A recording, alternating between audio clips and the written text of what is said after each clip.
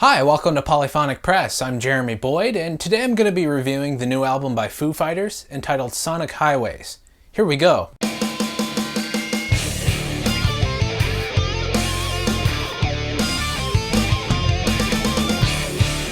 So this is Foo Fighters' 8th studio album in their almost 20-year career as a band, and it's a follow-up to 2011's Wasting Light. It's a companion to an HBO documentary sort of documenting the making of the album and sort of highlighting 8 American cities that have a huge impact on the world of rock and roll and popular music. The idea is the story of that city's musical history will inspire this song, and they'll record it in a studio that city is sort of known for. And this album starts off with the song Something From Nothing, and it sort of starts off with a similar riff to the song Skin and Bones. But other than that, it really has a drastic departure from what Foo Fighters have really been doing up until this point in their career. This song features Chris Shiflett playing the slide guitar and sort of providing the melody for the song, and up until now, the melody has really been sparse, and most of the focus has been on the rhythm, sort of playing very heavy rhythm guitars and drums. Sort of Dave Grohl being a drummer, I can definitely see why that has happened. And so far the melodies have been sort of sparse and sort of not quite there. But in this song, and really throughout the whole album, they've started exploring with more melodies and sort of not having the vocal be the only melody and sort of having counterpoint and harmonies and sort of things like that and different intricate things that make a song a little more complex and a little more interesting. The tension sort of builds up, and towards the end of the song it reaches a climax, and this is really where that distinct Foo Fighters sound is really in full force. The song Congregation was recorded in Nashville, and those sort of sounds and that influence is definitely present here. It's not a full-on country song by any stretch of the imagination, but they've definitely taken the melody again with the guitar, and they've sort of cleaned up the guitars a little bit. They're using Telecasters, and sort of having that influence being in Nashville definitely has an impact on this song. Towards the middle of it, the main feel is sort of abandoned, and it kind of goes into a little bit of an Allman Brothers or Grateful Dead sort of jam, and you have Zach Brown, who's a fantastic guitar player, sort of playing these intricate sort of little parts, and his guitar work is just stunning on this song. He's playing very subtly and under the vocals,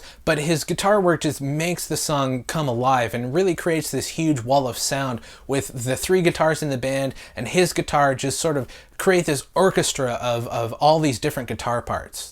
Probably the most ambitious song on the album is the song What Did I Do / God Is My Witness, and it was recorded in Austin, Texas, and as the title suggests, the song is actually divided into 2 parts. The first half of the song What Did I Do is probably the most catchy sort of power pop sort of song, and it really has a great descending riff, and the drums are playing really upbeat, and it's just a fun sort of song. The song stops completely and you sort of think that it's over, but it slowly picks back up with the same chord pattern playing very slowly in a much more mellow sort of way. And the reason I say that it's the most ambitious song on the album, I think, is because both of these songs could actually work really well as their own songs, and they also work together to create a mini sort of cohesive story, sort of telling the story of Austin, Texas in these 2 parts. The song In the Clear is perhaps the most Foo Fighters-esque song on the album. I think if they hadn't toured around the country and played in all these different studios and sort of had this sort of project underway, I think they probably could have pulled this song off if they had just gone into a regular studio and just pumped out another album. Foo Fighters in the last 10 years or so have really cultivated their own sound, and that's not a bad thing at all. With Chris Shiflett, Dave Grohl, and Pat Smear sort of having their own guitar tones and their own style of playing, they've really blended together to create this really recognizable Foo Fighters sound that you really only hear, you know it as soon as you hear the song start.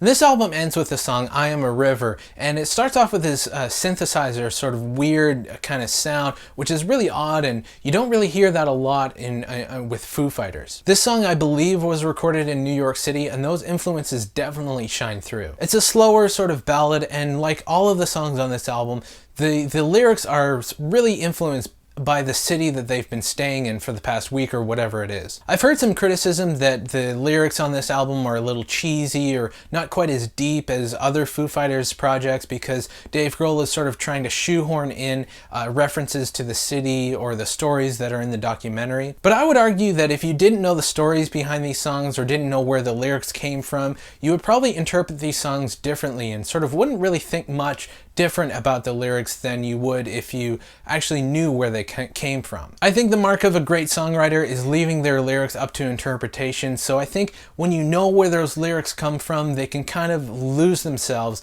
on the listener. The production on this album is typical rock production with just the band kind of set up in each studio with a guest on each song, and that kind of really works with this band. I don't really hear anything that they could do more or less. They really just kind of have sort of know what they're capable of. They work within their limits and they know exactly what those limits are. Musically, I don't think this is Foo Fighters' strongest work. I think this album feels more like a compilation of songs rather than a cohesive sort of beginning, middle, and end album. I think that's really because the way that it was recorded and sort of the story behind each city is definitely an ambitious project. I think the documentary is much more interesting than the album, but it is kind of cool to see what songs came from the inspiration behind these cities, and I think the album works on that level, but if you didn't know the story or hadn't seen any of the documentary, you would kind of sort of be underwhelmed by the album. I have a hard time finding a bad song on this album. It's not the best work, but it's not the worst either, so I'm going to give it a 7 out of 10. So anyway, that's what I thought about the album. Let me know what you guys think in the comments. If you'd like to suggest an album for me to review, please leave that in the comments as well. Be sure to subscribe so you know when I post new videos. And you can check us out on Twitter, Facebook, as well as the website polyphonicpress.com or .net. All those links are in the description. Be sure to check out some other videos on the right here. And that's about it. I'm Jeremy Boyd. Take it easy.